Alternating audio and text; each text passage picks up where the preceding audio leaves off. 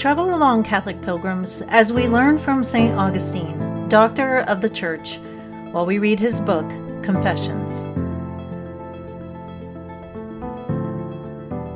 Welcome, Catholic pilgrims, to another really important reading today. We need to talk about the Big Bang Theory. And no, I'm not talking about the TV show. Let's get started by opening to Book 11, Chapter 5 on page 257.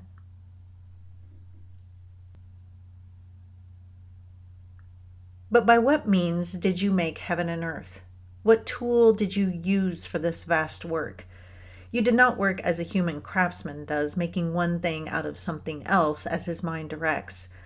His mind can impose upon his material whatever form it perceives within itself by its inner eye. But how could his mind do this unless it was because you had made it? It imposes this form upon a substance which already exists and already has being, such as clay or stone, wood or gold, or any other material of this sort. But how could these materials have come to be unless you had given them their being? It was you who made the craftsman's body and the mind which controls his limbs. It was you who made the material from which he makes his goods. It was you who made the intelligence by which he masters his craft and visualizes whatever he is to make. It was you who made his physical senses, which are the channels through which his mental picture of the thing he is making is transmitted to the material.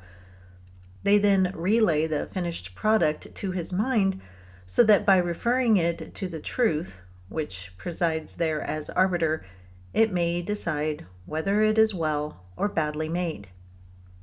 All these things proclaim your glory as their creator, O God. But how do you create them? How did you make heaven and earth?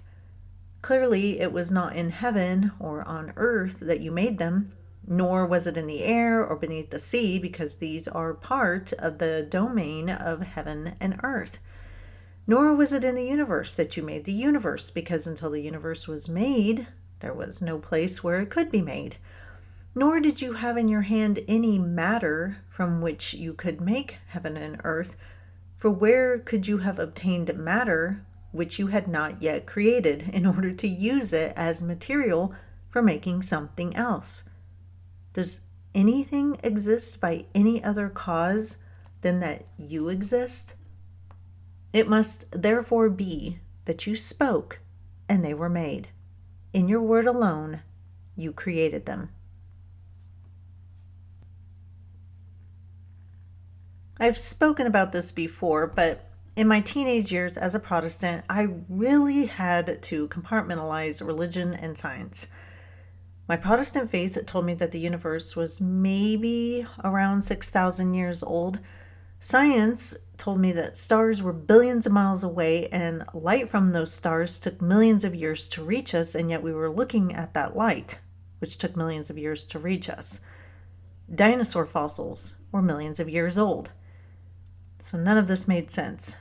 The young Earth idea and science were in conflict with each other, and because nobody in my life was talking about it and I had no one to ask these deep questions to, I just had to put faith over here and science over there.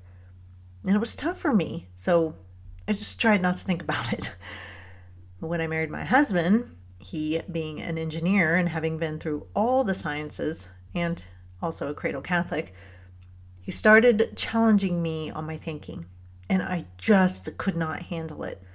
The earth is young, I thought.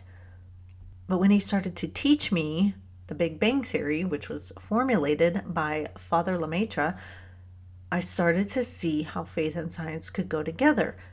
Now, I won't go into all of that right now. We'll save it. But needless to say, I started to see how God could create from nothing and how he spoke everything into existence. And I started to see how Genesis could fit with what science tells us.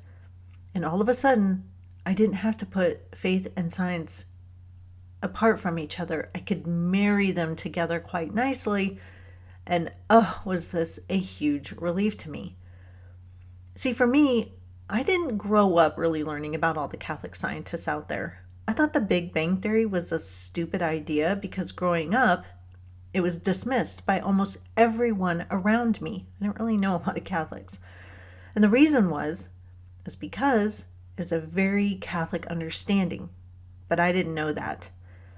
Now, St. Augustine, when he's writing, he didn't have Father Lemaitre's theory to go with, but he's asking the right questions. How did God make something out of nothing? Where did all the matter come from? These questions haunted intellectual minds for thousands of years.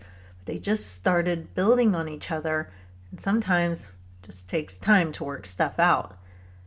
Now, I want to clarify that the Catholic Church doesn't have a definitive teaching on if the earth is young or the earth is old. The church leans towards the Big Bang Theory, but it is still a theory. And so the church has not definitively declared it as like a hardcore scientific law. Though as we talk more about it, it just makes a lot of sense.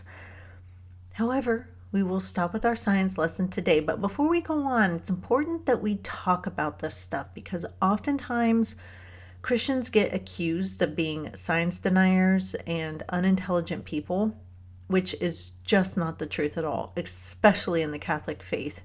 And if you're going to be talking to maybe atheists, secularists, they're going to need to see how faith and science can go together. And so we need to be at least somewhat familiar with these ideas. But we'll get into that a little bit more later.